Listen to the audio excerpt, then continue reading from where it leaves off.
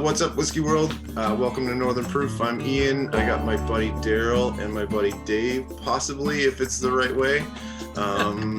We're gonna talk about some Lot 40. So if we had music, we'd cue it now and do a fun intro, but we might make that happen.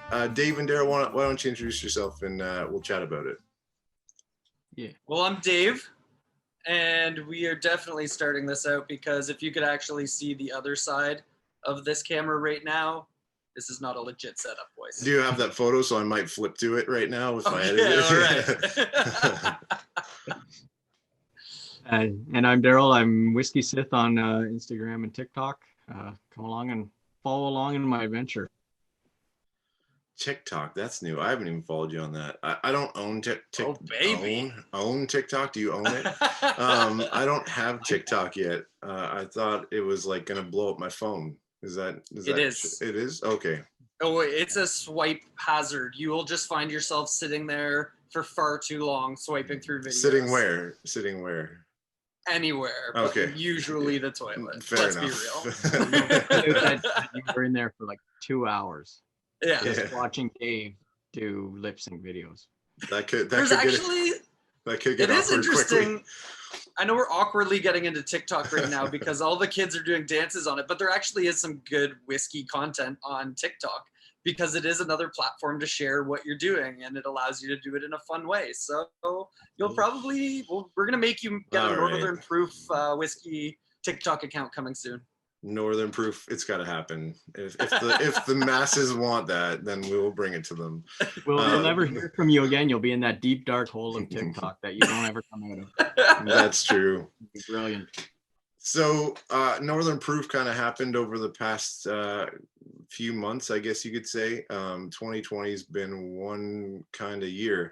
I'll say that. And with lockdowns, we're all Toronto based.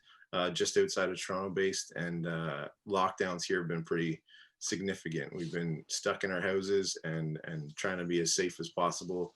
Take that or leave it, whatever stance you take with all that, but we're trying to follow the rules as much as we can and enjoy whiskey at the same time. So we've done some blind tastings and I guess they were blind, weren't they? I just They were, yeah, they were blind.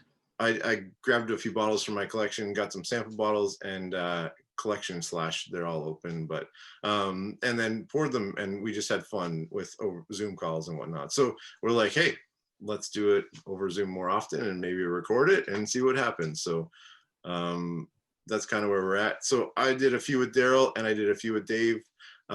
Different times, and then we kind of blended and Dave jumped into the Darryl and we all hung out and it was fun. We had some the last one I think we were all on was a JP Weiser's 15-year-old. Instead of sending a bunch of samples out, we just got a bottle and enjoyed it and that was great. But that's kind of how we ended up where we are. And that's what I love about it, right? Like we're all coming at it from different whiskey careers, whiskey perspectives. Ian is my whiskey guru. Yeah. He is the one that I take all of my information from. So if I say stupid things, it's Ian's fault. I'll take that, yeah. And if I say stupid things, I don't know whose fault it is. You probably read it on my Instagram feed.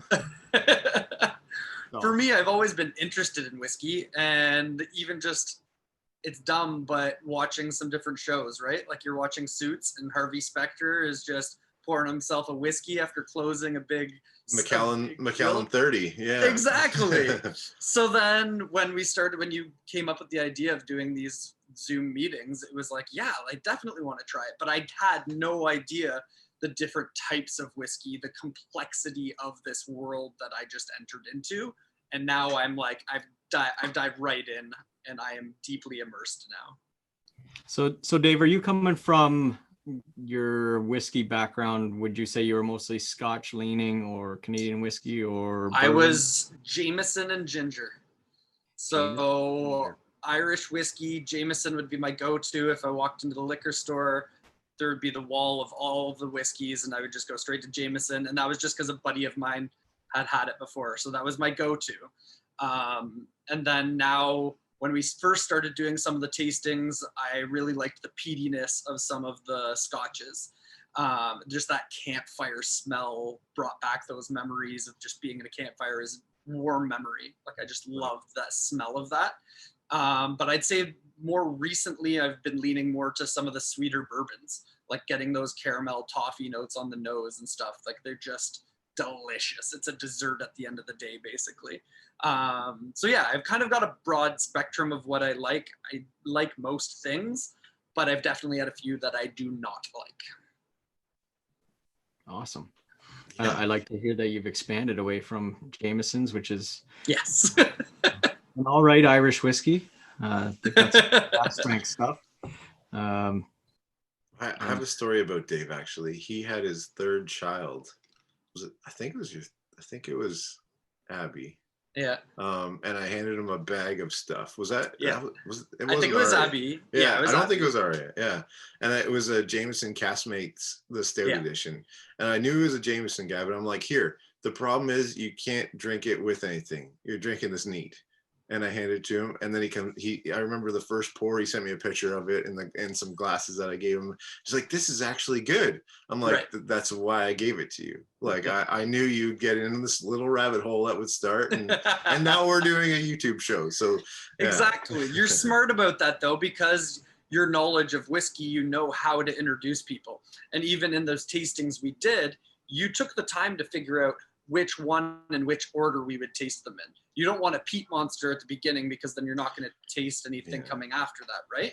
So you laid it out in a way for me to succeed. That doesn't make sense, but you laid it out in a way for me to be able to enjoy it, which I appreciate, right? It's fun. It's fun. And taking the time to make those tastings was a lot of fun too. You know, you're just kind of going through, and Darryl, we've talked with this too. How are you going to set up, like, we're going to have a few episodes in the next little while. How are you going to set up the whiskeys together? We have a bunch of Canadian whiskey that we're going to start off with, hence the Canadian hat, and the Canadian content overall. But I think it's really going to, it's really fun to like pair up things and whatnot. So actually this thing that we're going to do today is Darryl's baby here. So go at it, Darryl. What are we going to do? All right, so we're gonna jump into lot 40, which is probably, don't quote me on this, one of the #1 selling whiskeys out of Canada worldwide. I think it just reached into the top 5 on the global whiskey sales. That would be the original. Lot 40 goes back, originally released, I think it was in the 90s. They discontinued it around the year 2000. It wasn't doing so well. In 2012, they re-released it back out to the public, and that relaunched the whole brand. They basically, if you talk to people about Lot 40 that are drinking it still today, they will talk about the 2012 release. So tonight we're going to compare the Lot 40, the original. I think it's a 43 ABV. And then the new release, this is already out in the West. I think BC has received just BC. Yeah, just BC.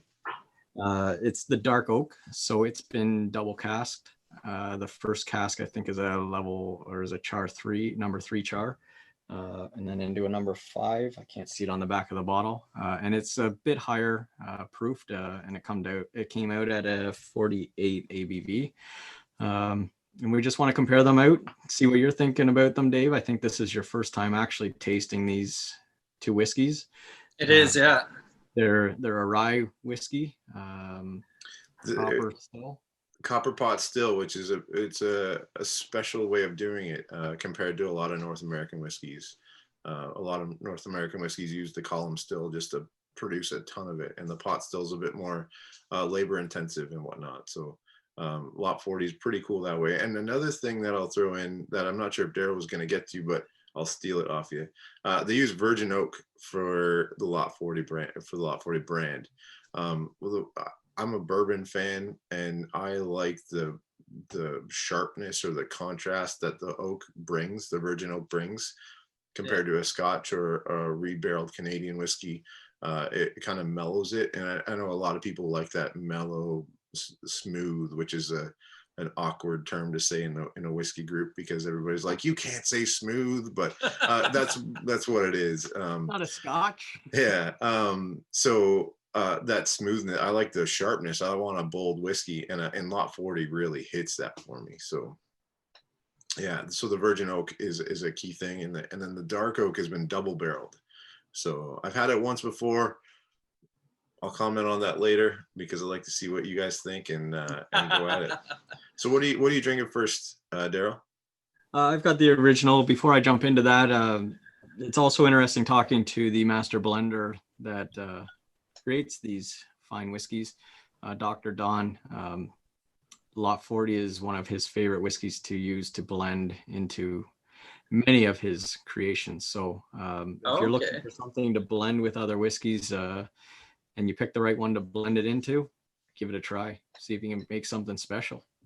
Does he say why it blends well? Like, is it just the way it's made, some of the notes that just kind of complement other whiskeys as well?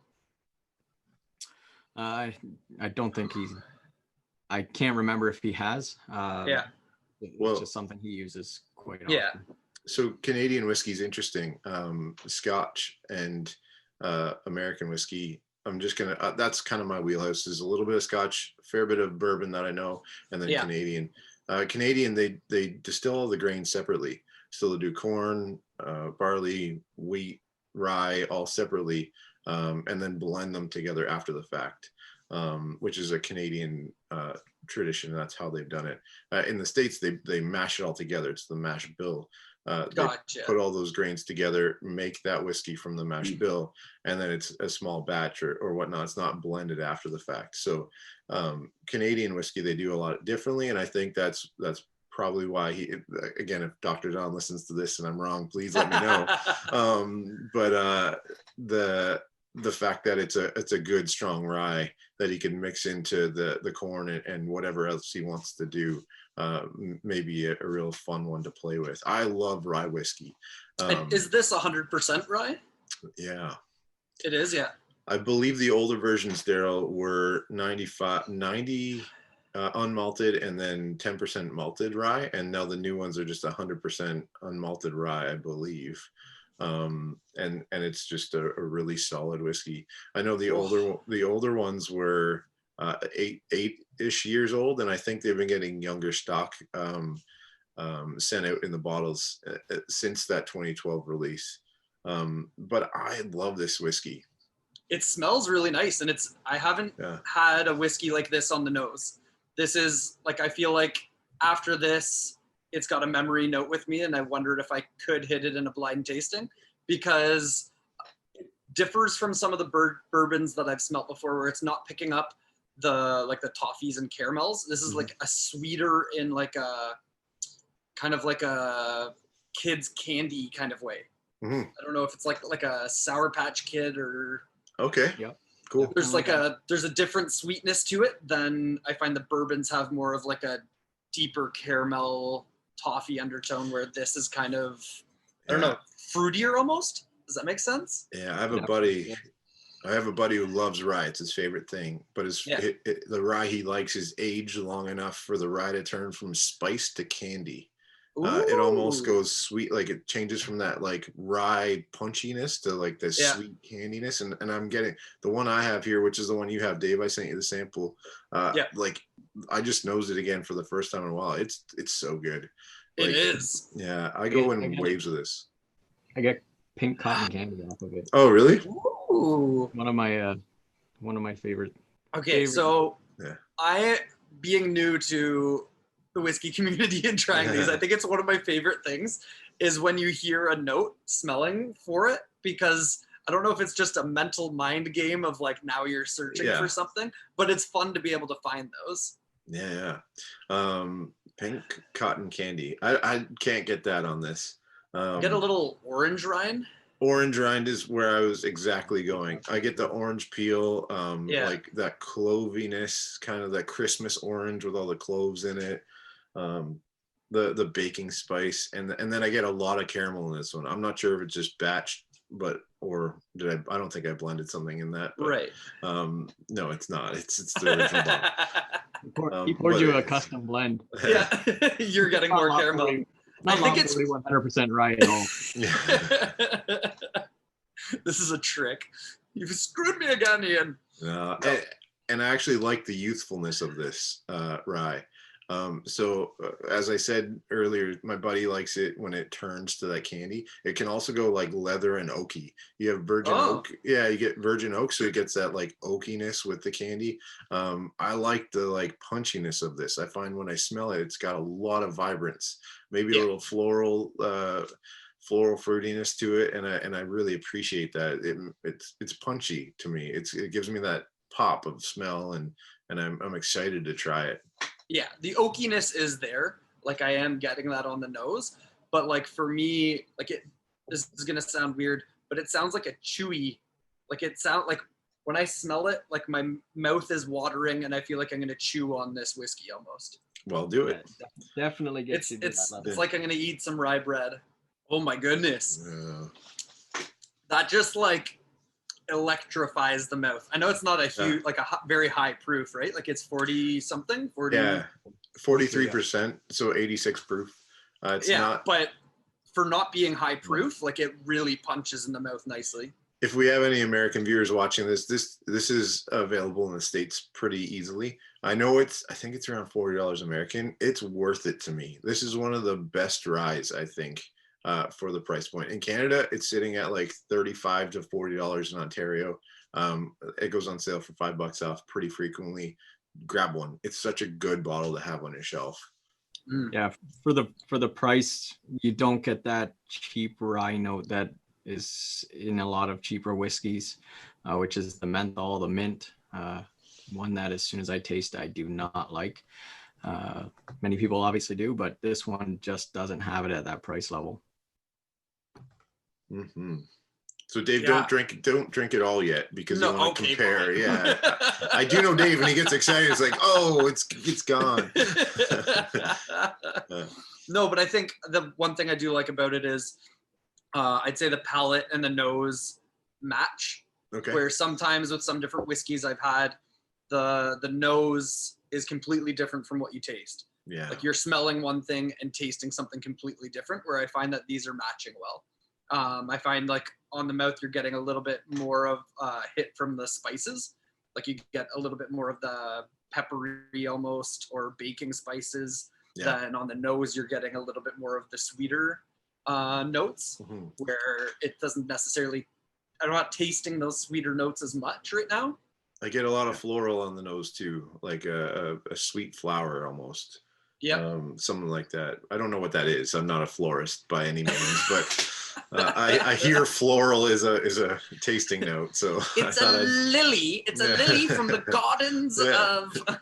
There we go. After That's exactly what rain in June. it What I love about this one in the mouth and on the palate is it evolves. So you take that sip, Mm-hmm. you let it sit, and then it lingers, but the heat moves not from the tip of your tongue, but about mid-tongue and then back down the throat. And I love that about this rye, how it doesn't hit that punch right off the bat. It doesn't give you that snap heat, that spice. Yeah. But as it sits in your mouth, you get that wonderful rye feeling and the heat that you get from it. Yeah. Well, that's the first one. We have a special treat now, because of COVID. Wisers has been releasing some of their stuff to Ontario residents, and they did the red letter, which we grabbed, Darryl, and they did the Lot 40 Dark Oak as a special release. I remember dropping, and it's 9 o'clock, which is the worst time for me. I'm dropping my daughter off at school. I'm like, the teacher's like yelling at me. I'm like, it's 9 o'clock. I'm buying this now. Like, you're not, like, just hold on. You can wait. It's just JK. Don't worry about it. It's like, she's not gonna be fine. she's gonna be Going okay. into play I anyway. need this bottle. Because it hadn't been released yet, and we really wanted to give it a go. Dr. Don, as you can see on his bottle, did sign these for the Ontario release, and it's kind of a cool thing. I'm a big fan of Dr. Don and Weiser's and what he's been able to produce. So we were able to get the dark oak, which hasn't been released yet, and I think that they didn't do the I didn't know that. Yeah, this is an unreleased whiskey for Ontario. It's been in BC already, but not here. Don't I feel special? You should. You have to wait till March, possibly, if the LCBO Ever actually gets it. Yeah. Then. So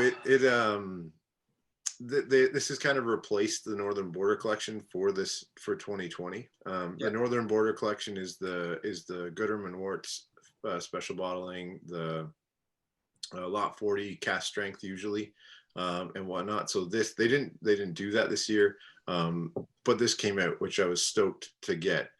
My first try with this, I'm not going to mention yet because I don't want to tamper anybody's expectations, but this is my second go with it, and I'm excited to see what happens. So it's a dark oak, and you had said before that they double oaked it basically, so they went from one to another barrel. Darryl, you want to explain that? Yeah, so it was put into a number 2 char barrel, and then they finished it in a number 4 char barrel, which is okay. There's 5 levels of char. Yeah. And so they finished it in the second highest, which gives it that dark, rich color, and it should give it some dark. Like I don't know if you can see this, but the legs on this thing. Shout out to my Kansas friends in the Sip of Bourbon glass, but if you look at the legs on this, it sticks for days. Even just comparing the two, you can see the difference in the darkness too, right? Mm-hmm. I was excited to try this one when you dropped off the sample in our awkward little vials, but the dark oak excited me because like Woodford double oaked is one of my favorites, and I didn't know, but I was just thinking, I'm like, dark oak, okay, maybe they're going to be similar, like maybe I'm going to get that. I don't know if it's just that extra oakiness that I like, where when I first started liking whiskeys, I liked that peated Scotch where it kind of gave that smoky flavor.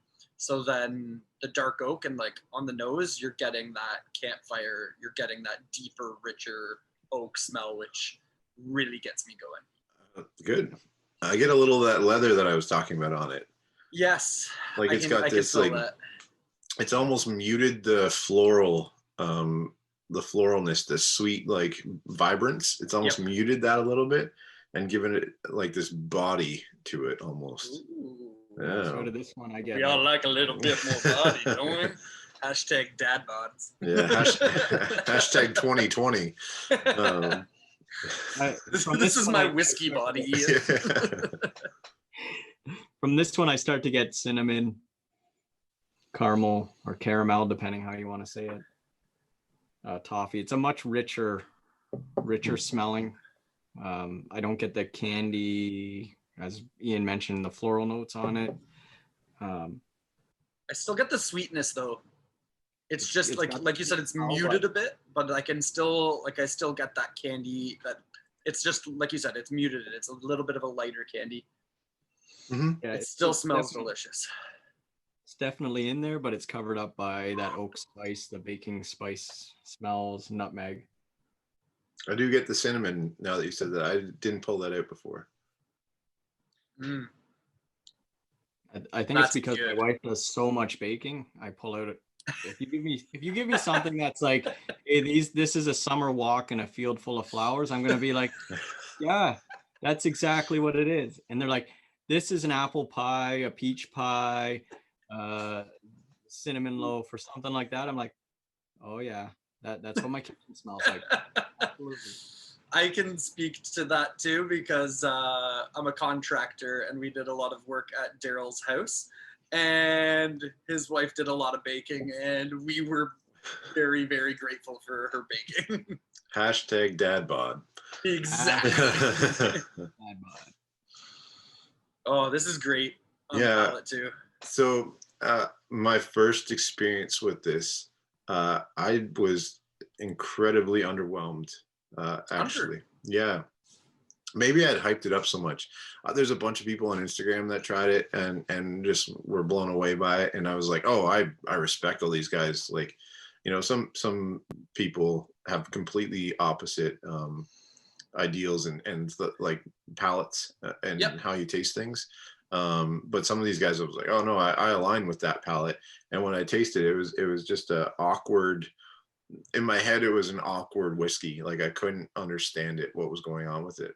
Now that I've done these back to back, maybe it was because I went from a bourbon to rye or something. I don't know what I was drinking beforehand, but back to back, you really notice what it's done, what the second barreling's done to this. And I like it a lot more. I'm still not sure. I'm still not sure if I like it better than the first one though.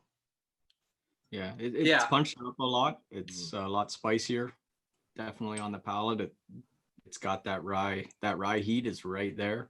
What's the percentage on this one? 48. So it's only 5% more, which isn't a huge amount. So the Lot 40 cast strength, which we'll do at some point, you guys have some samples, is some of my favorite whiskey of all time. It's Canadian whiskey.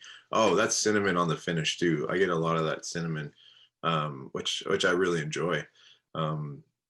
This is whether it's opened up or whether maybe I had Mexican that night. I don't know what it was, but I'm impressed with this a lot more than I thought I was going to be tonight. So I'm really happy about that. Nice. I really like how it dries the mouth too on the finish. Yeah, I totally forgot. I didn't notice that. But now that you say that, I'm like, is my mouth dry?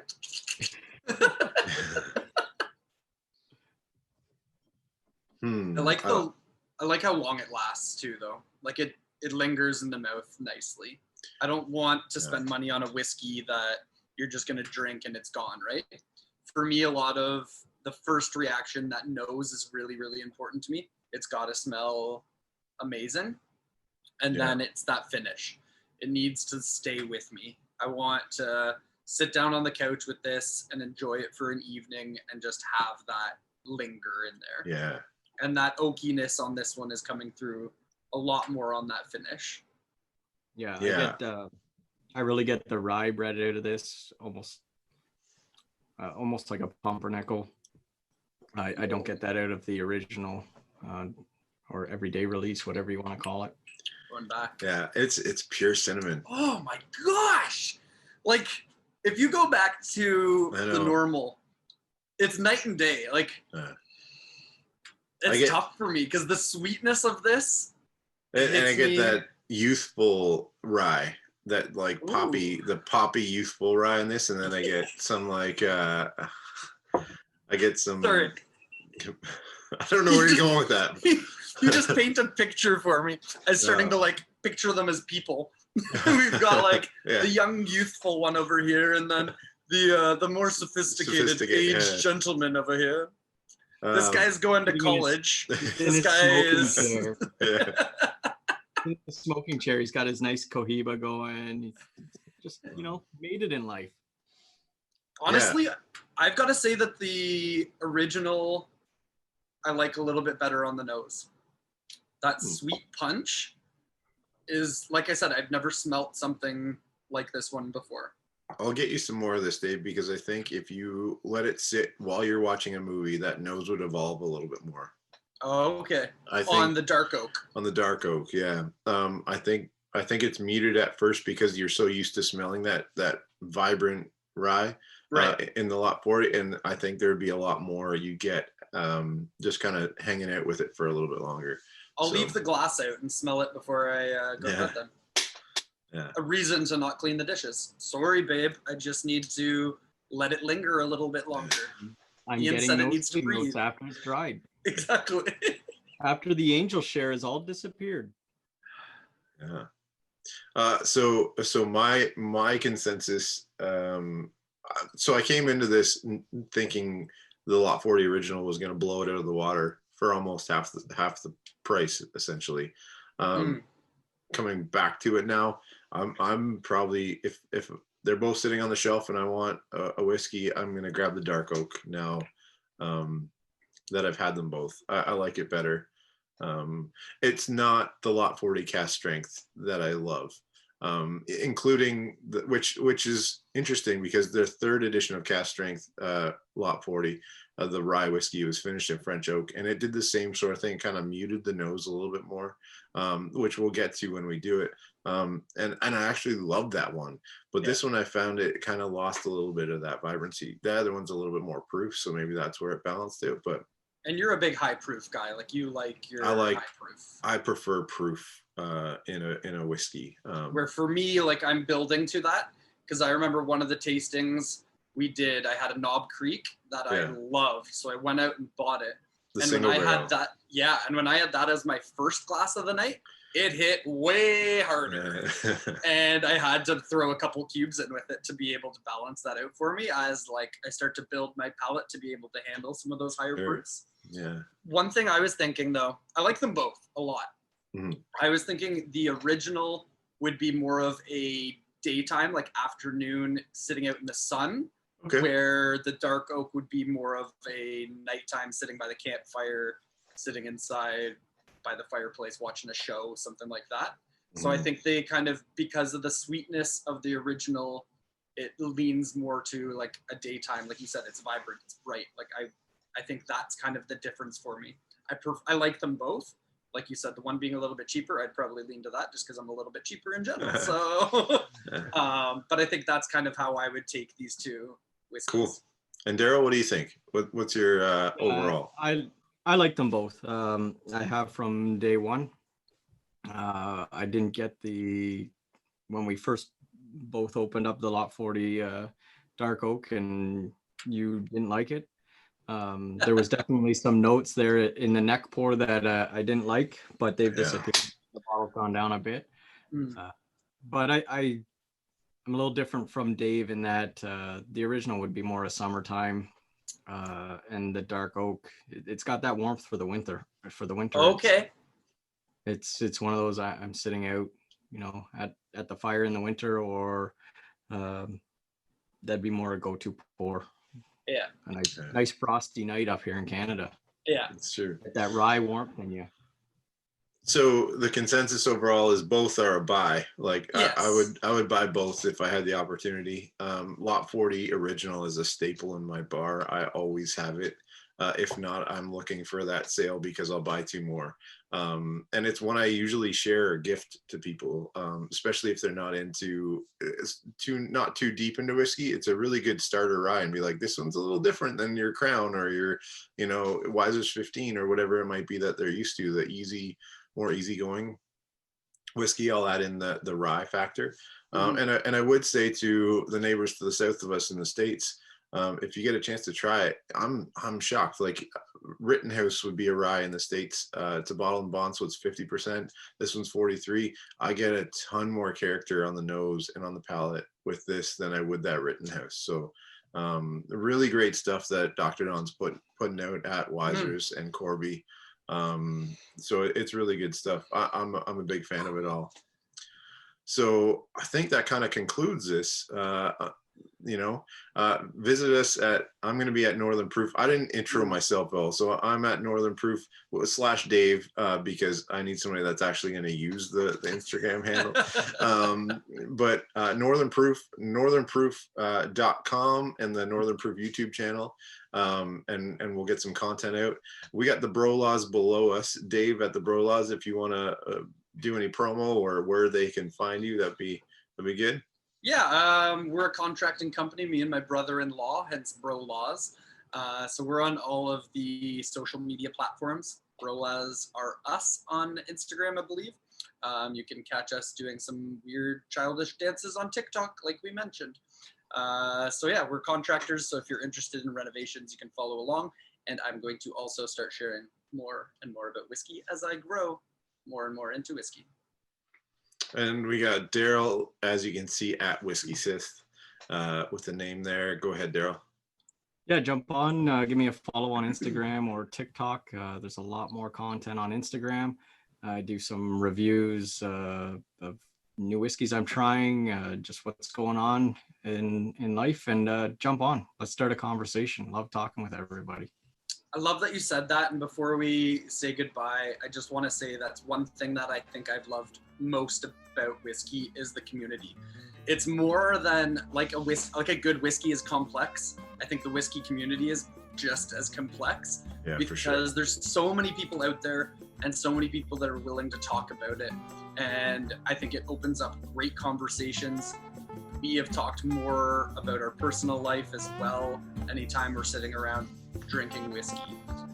So feel free to reach out to us, whatever you're going through. We'd love to chat with you about that, and enjoy some whiskey conversation. So being the first episode, this is incredibly hard to end. Yes. But we do have a tagline that we want to throw out there, and let us know what you think. Oh, like and subscribe and hit the bell below, whatever that looks like, if you like the content and whatnot. But tagline is going to be share good whiskey and let the proof do the talking. So I think that's what we want to do. And on that note, we're going to cue the rest of the music. We're going to let this screen go a little funky and cool, and we'll say goodbye till next time. So cheers, everyone. Share good whiskey and let the proof do the talking. I'm empty. Killing me here. Killing me. You can pour some more. I knew I'd be good. There's two bottles right beside you. This is the awkward ending, I promise you. No, this is the intro. Sorry. Love it. Yeah. That's perfect. All right. Share good whiskey and let the proof do the talking. Cheers. Cheers.